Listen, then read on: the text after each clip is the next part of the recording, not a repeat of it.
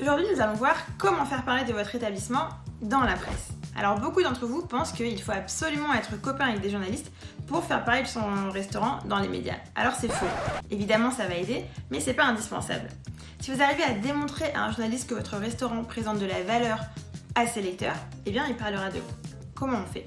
D'abord, il faut rédiger un communiqué de presse efficace. On verra dans une prochaine vidéo comment le faire. Deuxième chose, il faut identifier tous les médias qui sont a priori lus par vos cibles. Troisième chose, identifier les journalistes les plus pertinents pour vous parmi ces médias. Par exemple, nous avons accompagné Bien Ficelé, un restaurant parisien du 11e arrondissement, pour le lancement d'une nouvelle terrasse.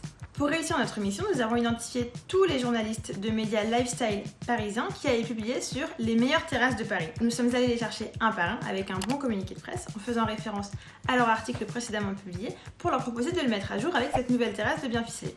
Ça a très bien marché. Autre exemple, nous accompagnons Victor Mercier, finaliste 2018 de Top Chef.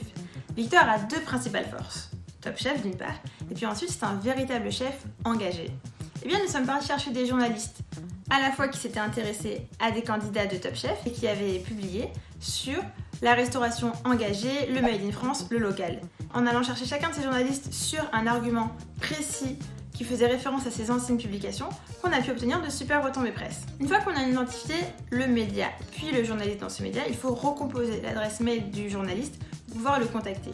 Il y a beaucoup d'outils gratuits qui existent pour recomposer des adresses mail professionnelles. Je vous invite à les utiliser. Cinquième étape, il faut rédiger un email personnalisé à chacun de ces journalistes en montrant bien dès l'objet et dès les premières lignes du mail qui vont apparaître en aperçu qu'on a bien fait nos devoirs et qu'on contacte le journaliste parce qu'on sait qu'on a quelque chose d'intéressant pour lui. Donc n'hésitez pas à faire référence à ses anciens articles. Dernière étape, la relance. Au bout de 4-5 jours, c'est intéressant de relancer le journaliste avec, dans l'idéal, l'actualité ou bien un dernier article qu'il a publié pour lui faire un petit clin d'œil sur son restaurant.